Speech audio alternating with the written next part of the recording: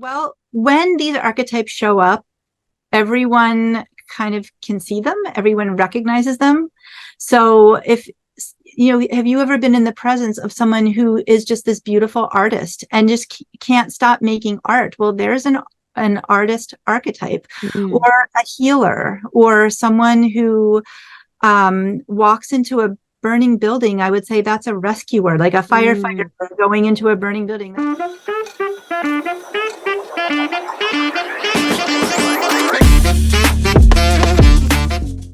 All right, y'all, let's jump in. I'm here with Carolyn, and we are bringing a conversation about archetypes today, which is, like I told Carolyn before we hit record, this is something we haven't talked about yet. So I'm excited to bring kind of a new conversation around self-sabotage and just embodiment. So this is awesome. Thanks so much for joining us today, Carolyn. Thank you for having me. Yes. So I think before I ask that, I was going to start with kind of the basics, but can you just explain, just to give an explanation of what you do as a psychotherapist and as an archetypal consultant, what that means? Sure. So I am a psychotherapist, which basically means I support people who come to me who need therapy. But then the archetypal consulting comes from I recently, I guess this just January of this year, got certified through Carolyn Mace's program, through her program called Sacred Contracts. So that's where my certification comes from. That's where really all of my education about archetypes comes from. And what an archetypal consultant does is supports people to identify the archetypes that are active in their own personal lives, and then to try to figure out how these archetypes are getting in their way, most likely, because that's what happens as ourselves as humans. We get in our own ways all the time. Mm-hmm. And so how to look at where we're getting in our way, using the archetypes to help us really become conscious of the patterns. And then say, okay, well, what Carolyn Mace teaches is that there's different levels of consciousness. So if I'm in a really reactionary level of consciousness, just suppose you mentioned self-sabotage. So suppose I'm like self-sabotaging all over the place. That's like at a lower level of consciousness. But we can look at the saboteur archetype and look at how it evolves. And we can say, okay, I'm tired of being at this lower level of consciousness. Why don't I make a choice that brings me a little bit more power? It takes me out of my pattern that doesn't serve me. And how can I evolve this archetype in my life so that I'm expressing a lighter side of it rather than the shadow side? And when we start to do this, we do this with one archetype. We can do it with all of our archetypes. We can just come into a place of just owning so much more of our power and consciously creating our lives in ways that we might have not really realized we had the power to do. Yeah, that makes total sense. Can you, and you alluded to it there, but can you explain in the most simple terms what an archetype is for people who are like, I don't even know what you're talking about? Okay, so what Carolyn Mace identifies archetypes as, they're just patterns of power that exist in the collective unconscious. And my understanding is that they got here through hundreds and thousands of years of human beings occupying the planet and behaving and acting, and they kind of crystallized into these patterns. And we can't escape them. They kind of run our lives, whether we're aware of them or not. Yeah. What do you find are some of the most common that show up for the people that you work with? Well, Carolyn describes 4 survivor archetypes. And in her program, she teaches that these 4 survivor archetypes are universal to every person on the planet. So those 4, we call them the victim, the child, the saboteur, and the prostitute. So those 4 we've all got. And then 8 others, we all come in with 12 is the program. And the remaining 8 are different for each of us. I mean, some people will share like maybe the artist archetype or the healer archetype, but really your 12 is going to be very individual to you. Okay. So those 4 you mentioned, those are ones everybody has all 4 of those that show up. Yeah. Okay. So I guess, can you, and you don't have to go into great detail, but those 4 that we all have, can you just kind of speak to each of those so we know what those are?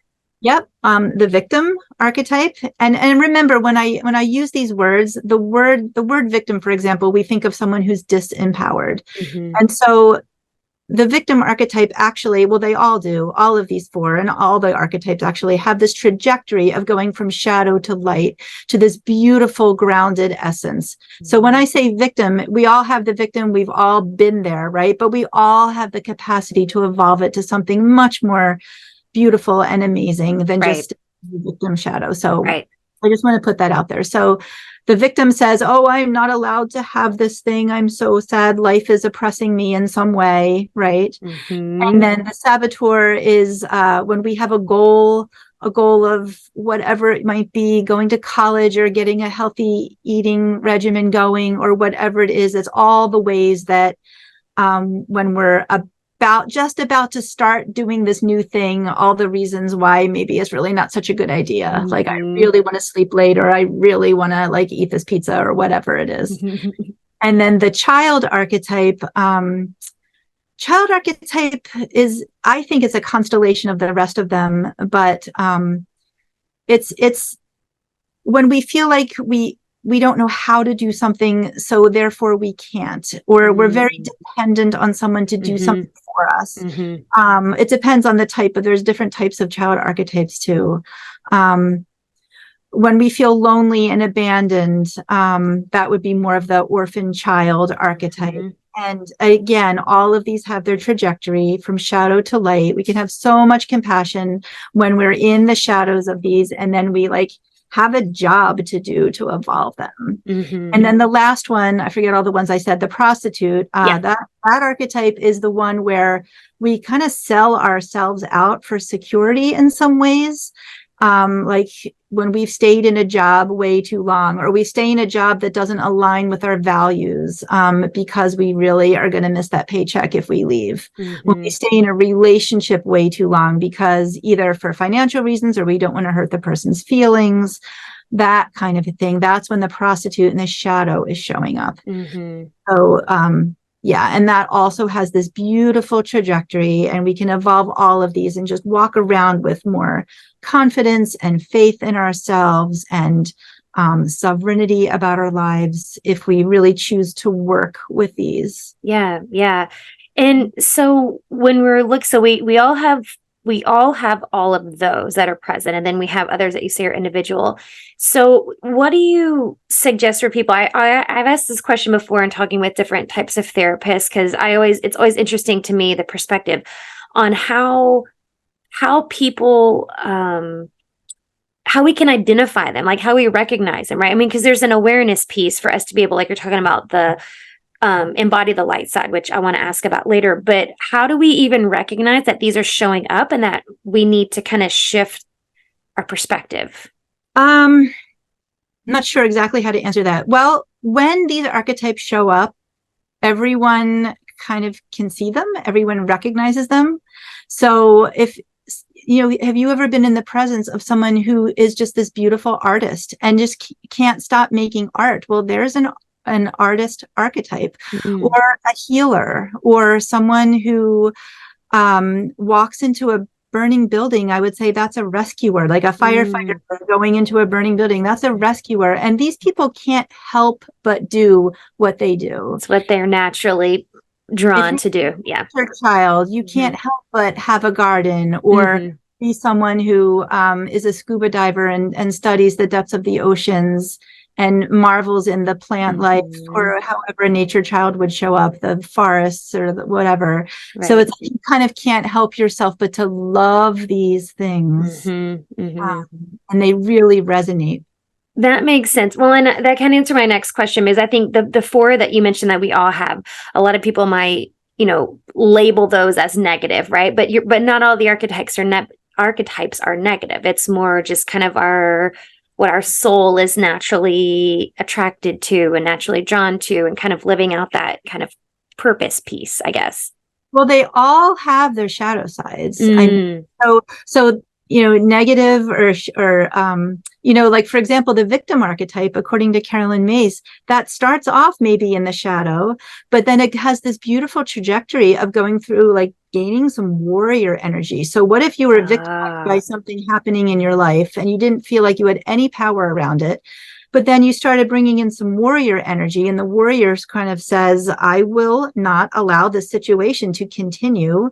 I'm going to I'm going to stand tall. I'm going to put out my hands in front of me and really protect myself and have some boundaries. You have to learn some good boundaries. That's more of a warrior archetype. And then to continue that trajectory, you become ultimately in the highest level of consciousness, the guardian of self-esteem. And the guardian of self-esteem is like the victim in the full light, where you can protect yourself, have good, strong boundaries, know that you can keep yourself safe, know that you can stay boundaries, and know that you can do it without hurting someone else.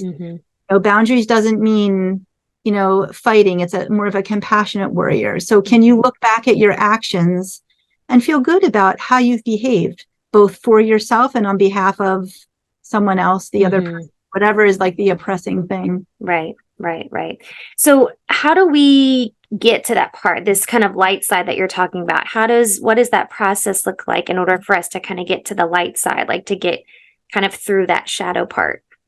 Well, the first thing would be just being aware that you're in a pattern in the first place. I mean, that would be so that's why archetypes are so helpful. I mean, there's lots and lots of spiritual systems, different systems that all talk about the same thing.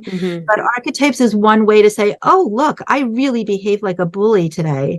I really bullied that person who got my order wrong, when I was in the fast food restaurant, and maybe I don't want to do that anymore. Maybe that's not such a good way to be. So because we have language around what that archetype looks like, that lets us say, okay, well, what would a bully in the light look like? And if you do some research and look up the bully archetype, you'd find that someone would still have that archetype. It's not that they wouldn't get rid of it. They still have it, but maybe they become someone who motivates someone else, someone who can be one of those people that really lights a fire under someone like a coach, but does it without taking away anything from someone else, and does it with the person's full consent. And then you've got that motivating force without the destructive side of it. So that was kind of my next question. So with these archetypes, is this something that you're born with and you live your life with these? Do they change? Do you get rid of them? How does that work? Well, that's a good question. It depends how you look at it. I think, we are born with this. Like Carolyn Wallace's book is called Sacred Contracts, because what she writes is that we make a contract before we incarnate. Soul contract. Like carry these archetypes with us throughout our lives. Right. But just suppose I was going to read someone's archetypal wheel for them when they're 25.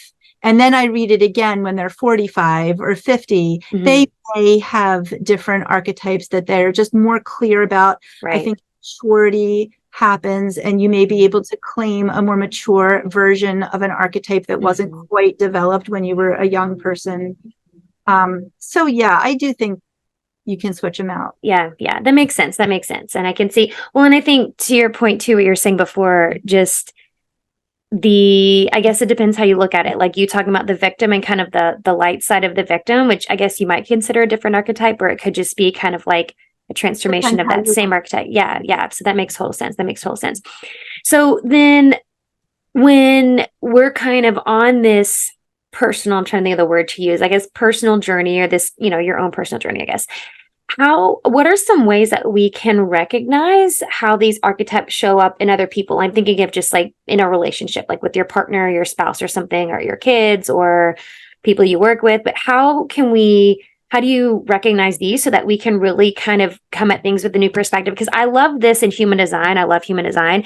And I love how this really changes how you see people, right? When you understand other people's human design, and like from my kids, for example, like when I finally learned about my kids, it's like, well, you approach the relationship in a different way because you understand them at a different level. So I imagine this is kind of a similar thing where you can really have a different perspective of how you interact with that person in that relationship when you understand their archetypes.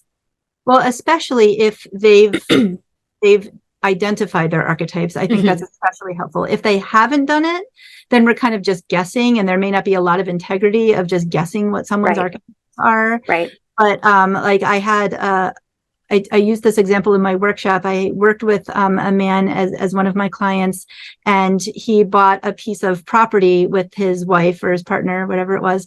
And they were thinking that on this property, they were going to just have like a couple of chickens and a couple of dogs. And then this partner just started like adding more and more animals, like started adding like, all of a sudden they had 24 chickens, and then there was a donkey, and then there were a couple of goats. And then he was like, wait a minute, I never signed up to live on a farm. But when we started talking about the nature child, which we talked about before, a nature child, their relationship to nature and whatever way it shows up for them is almost just as important as the relationship to people.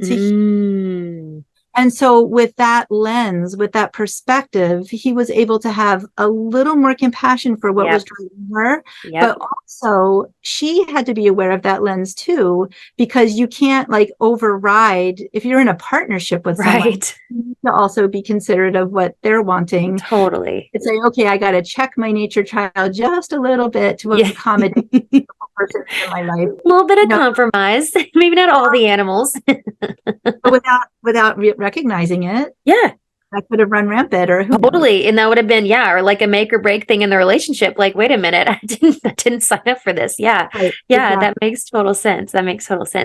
So how do you, I guess, can you explain the process of working with someone like you, of course, but the process of understanding what your archetypes are, what that looks like?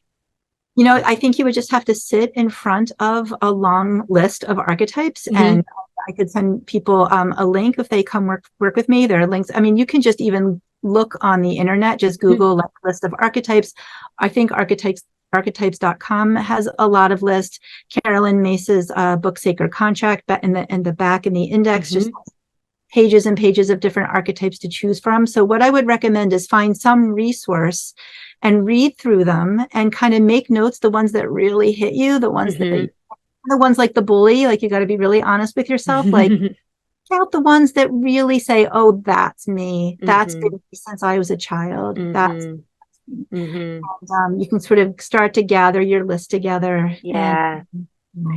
So for those listening who are going to take on that journey of kind of discovering their archetypes, do you have any like top tips or whatever that you would give people for, I guess, really working with those, like what that looks like? And like you're saying, like being really honest with yourself, like that's a big piece. But I imagine that for some people who maybe have a hard time being honest with themselves, like they might miss pieces, right? So I guess you have tips to really accurately identify your archetypes, and then just being able to work with them. And because I also feel like there's this piece of being able to work with them without judgment, right? Because I think can be a hard thing, right? So I guess, what are your top tips for kind of approaching that? Well, I think self-awareness is important. I mean, if someone's not self-aware, it's not like I'm going to be able to say, oh, you really don't have the healer archetype. You actually have the vampire archetype instead. Like, that's really not for me to decide. I would want people to come with enough self-awareness to be able to pick out a list of 12 archetypes from wherever resource they decide to look. Right. And so the other thing is what you said before about not having shame around archetypes. There's some archetypes, like the victim, for example, which I know really well personally. There's no shame in having an archetype, because remember that they can all evolve. Right. Like, what if you knew someone, a beloved person in your life, who had the addict archetype? There's no, that's a hard archetype to have, but there's no shame in having the addict archetype. And what you want to do is be clear about how the addict archetype can evolve. How that person can evolve that archetype is the level of self-awareness and keeping themselves like on the straight and narrow path, and just that dedication and commitment that they would have to have. So that respect and discipline for themselves that then can, along with the humility, because anyone with the addict archetype knows that like one step backwards means they're right back in the shadow again. And, one step to the other side means that they can be a wonderful, wise resource for others, compassionate, wise resource for others, Right. but always towing that line of humility, remembering where they came from, honoring and supporting people who haven't quite gotten there yet. So that's how we can kind of make the things that we may feel shame about in our lives, how we can really turn them into our greatest assets. Totally. Yeah, totally. Well, and it's the saying, like, make your mess your message. It's like that, kind of on the same line as that. And I think it's, even if you don't believe in soul contracts, if you don't believe in that or whatever, I do think that we can all agree that every human on the planet has a certain purpose and path, right? We're just all part of a puzzle piece. We all have a piece to play. And so I think that's a really powerful piece to understand your archetype, to be able to kind of know what role you're here to play, because you're here to kind of, learn these lessons, and life and the universe and God, or whoever it's going to teach us these lessons. But then it's also like what those lessons are here, how those lessons affect other people, like how we're supposed to help others with that. So I think, and our evolution means that we can have the responsibility to bring healing to others. yes, So that our evolution, the efforts that we make, can really open up and unlock like great depths of, hopefully, compassion, empathy for all of humanity. And then we can bring that to really uplift. Yeah, totally. And I think a lot of times we miss that piece when, we're mentioning like the victim or the prostitute, or, those what you're mentioning at first, or the vampire, if people don't want the vampire archetype. But I think we forget, sometimes we get so focused on ourselves that we forget that while we do have our own personal journey, we're also here for the betterment of like the collective, right? Like we have a collective responsibility as well. And I think we forget that these things we might, you're saying feeling shame around or whatever, like the addict archetype, like, yeah, I mean, that's a tough one. But then imagine, I always think like, my mom used to say stuff like this, like, imagine how much faith God has in you, that he's given you this piece. And it's like, now you have this piece to be able to help other people. Like he felt you were strong enough to be able to uphold this particular archetype. And now you can use it, you have power in that. Beautifully said. What responsibility do we have? We have a responsibility for evolving so that we stop hurting ourselves and other people. I mean, even if we don't mean to be hurting ourselves and other people, if I'm stuck in my saboteur, I'm stuck in my child archetype, that means I'm probably making a lot of people around me kind of crazy. Right. So what responsibility do we have to do the best we can? And then as we get better at it, then how can we I love that. That's so good. So good. I love this conversation. I could talk about this stuff all day. This is so good. So I'm going to put, well, actually, I'll ask you this first. I do have another question. I want to ask you a question that I like to ask everyone as we wrap up. But can you just let everybody know where they can find out more about you and working with you, maybe doing some work with you as the archetype consultant that you are, and you in your psychotherapy work, where they can find out more?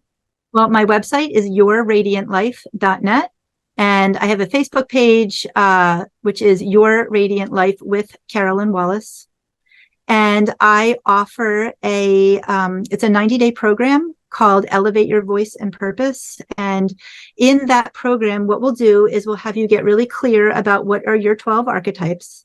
And then we'll cast them into an archetypal wheel, which is sort of the same. It's the same as the astrological wheel. And that's a creation that Carolyn Mace created for all of us to use.